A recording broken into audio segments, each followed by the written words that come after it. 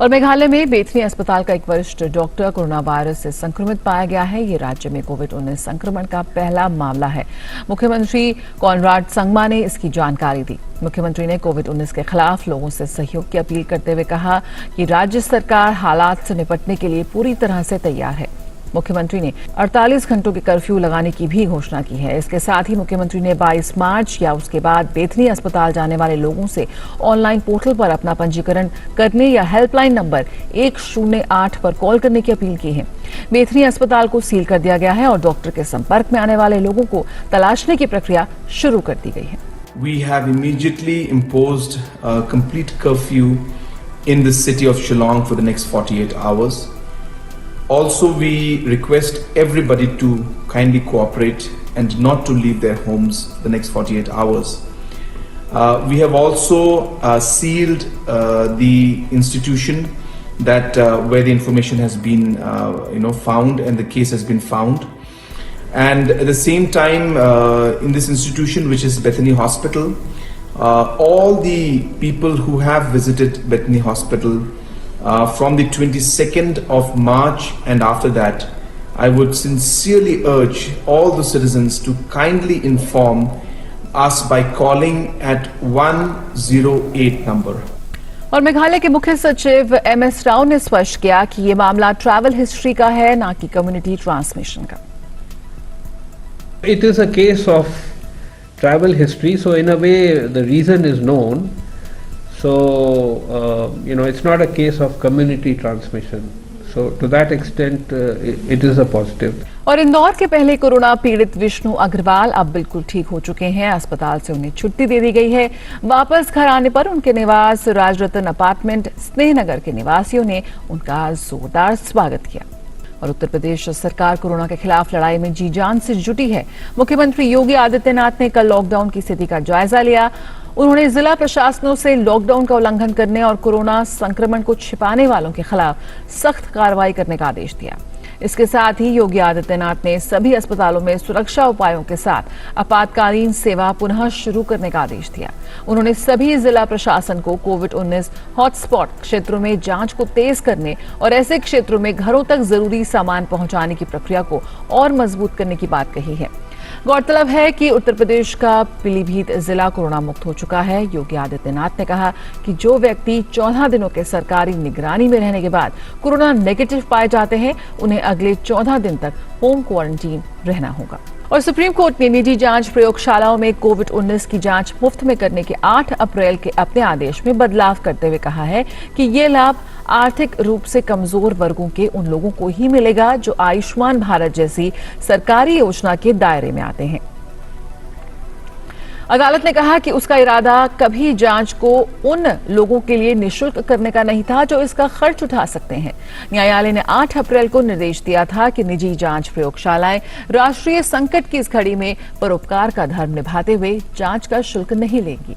पीठ ने 2 लोगों की याचिकाओं का संज्ञान लिया, जिन्होंने कहा था कि अगर सभी के लिए जांच निःशुल्क कर दी जाती है तो निजी प्रयोगशालाओं पर आर्थिक बोझ पड़ेगा और वे जांच की रफ्तार धीमी कर देंगी।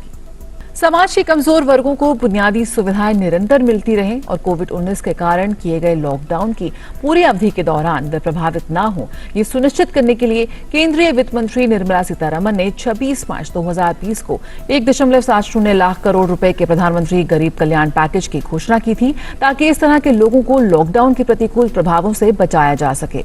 प्रधानमंत्री गरीब कल्याण पैकेज के तहत 32 करोड़ से अधिक गरीबों को 29,352 करोड़ रुपए की वित्तीय सहायता दी जा चुकी है। प्रधानमंत्री गरीब कल्याण अन्न योजना के तहत 5 करोड़ 29 लाख लाभार्थियों को खाद्यान्न का मुफ्त राशन वितरित किया गया है। अब तक 97.8 लाख PMUY मुफ्त सिलेंडर पहले ही लाभार्थियों को वितरित किए जा चुके हैं। EPFO के 1 लाख खाताधारकों ने गैर वापसी योग्य अग्रिम की ऑनलाइन निकासी का लाभ लिया है, जो कि कुल राशि 510 करोड़ रुपए है। PM किसान की पहली किश्त 14,946 करोड़ रुपए कुल 7 करोड़ 47 लाख किसानों को हस्तांतरित किए जा चुके हैं।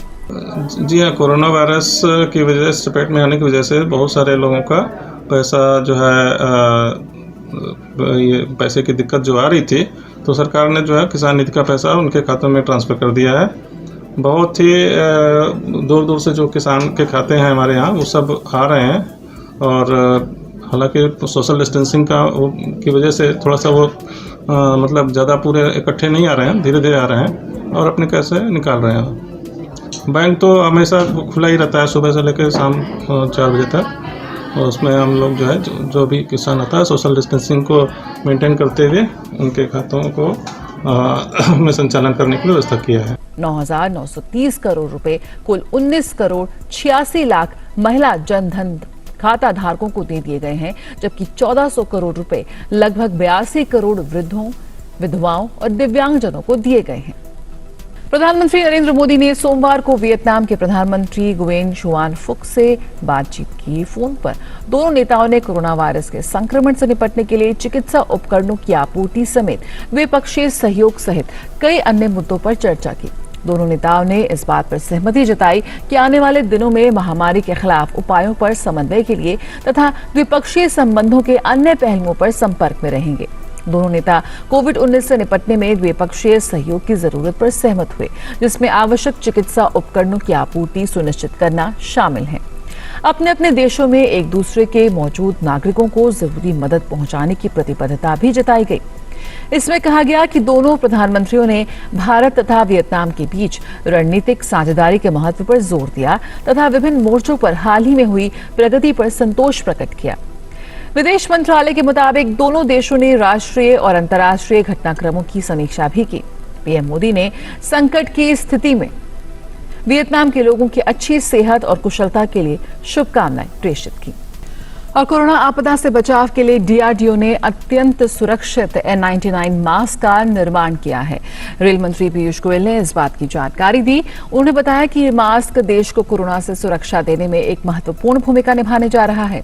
साथ ही उन्होंने रक्षा मंत्री राजनाथ सिंह और डीआरडीओ के इंजीनियर्स को शुभकामनाएं दी। श्री नरेंद्र मोदी जी के प्रेरणा से हमारे डीआरडीओ के इंजीनियर्स ने ये अति आधुनिक N99 मास्क बना के देश को समर्पित किया है। इस मास्क ने सभी टेस्ट पास कर दिए हैं, यह अप्रूव हो गया है हर साइंटिफिक लैबोरेटरी टेस्ट से और इसकी 12 महीने की अवधि है। ये 12 महीने तक आपके काम आ सकता है। मैं सभी डीआरडीओ के इंजीनियर्स को धन्यवाद भी दूंगा और आगे के लिए शुभकामनाएं। और दिल्ली के सर गंगाराम अस्पताल के 115 में से 3 स्वास्थ्य कर्मचारी कोविड-19 की जांच में पॉजिटिव पाए गए हैं। बाकी 112 कर्मचारियों की रिपोर्ट नेगेटिव आई है। गौरतलब है कि सर गंगाराम अस्पताल के सभी कर्मियों को 14 दिन पहले क्वारंटीन कर दिया गया था। क्वारंटीन की अवधि खत्म होने के बाद सभी कर्मियों की जांच की गई, जिसमें 3 स्वास्थ्य कर्मी कोविड-19 पॉजिटिव पाए गए। बाकी 112 स्वास्थ्य कर्मी कल यानी बुधवार से अपने काम पर वापस लौटेंगे। कोविड-19 के संकट में गरीब वंचित लोगों की मदद करने के लिए केंद्र सरकार ने सबसे बड़ी कैश ट्रांसफर स्कीम शुरू की है। इसके तहत तकरीबन 4 करोड़ महिला जनधन खातों में 50 से 500 रुपए और 8 करोड़ उज्ज्वला योजना हितधारकों को 3 महीने के लिए गैस सिलेंडर की राशि नकद देने की शुरुआत कर दी गई है। प्रधानमंत्री गरीब कल्याण योजना के तहत 3 अप्रैल से खातों में पैसा आना शुरू हो गया है। 9 अप्रैल तक सभी खातों में रकम ट्रांसफर सुनिश्चित करने का लक्ष्य रखा गया था। वाराणसी में भी लाभार्थी एक दूसरे के बीच शारीरिक दूरी के नियम का पालन करते हुए बैंक और ग्राहक सेवा केंद्रों पर जाकर 1300 रुपए की रकम निकासी कर रहे हैं। और दुनिया भर में कोविड-19 के खिलाफ जंग जारी है। अब तक 19 लाख से ज्यादा मामले सामने आए हैं। कोरोना वायरस के कारण 1,19,000 लोगों की मौत हो चुकी है। और कोरोना वायरस का कहर दुनिया भर में जारी है, लेकिन इस संक्रमण ने सबसे ज्यादा जिस देश में तबाही मचाई है वो है अमेरिका। दरअसल अमेरिका में अब तक कोरोना से मरने वालों की संख्या 23,000 को पार कर चुकी है, जबकि इस वायरस से संक्रमित लोगों की संख्या लगभग 5,70,000 के आसपास पहुंच चुकी है। महामारी की तरह दुनिया भर में फैली इस बीमारी की चपेट में अब तक लगभग 18 लाख लोग आ चुके हैं। आने वाले दिनों में अमेरिका में इस बीमारी के और घातक परिणाम आने की शंका व्यक्त की जा रही है। और उत्तर पूर्वी अमेरिकी राज्यों ने सोमवार को अपनी अर्थव्यवस्था को दोबारा खोलने को लेकर एक क्षेत्रीय पैनल का गठन किया है, जो राज्यों में लागू प्रतिबंधों को धीरे धीरे हटाने के लिए रणनीति तैयार करेगा। इन 6 राज्यों में New York, new Jersey, Connecticut, Delaware, Pennsylvania और रोड आइलैंड शामिल हैं। इस पैनल में सभी राज्यों के वित्त और स्वास्थ्य मामलों के अधिकारी और सभी राज्यों के गवर्नरों के चीफ ऑफ स्टाफ शामिल होंगे। गौरतलब है कि अमेरिकी राष्ट्रपति डोनाल्ड ट्रंप सभी राज्यों से अर्थव्यवस्था को दोबारा शुरू करने के बारे में स्वयं निर्णय लेने की बात कह चुके हैं।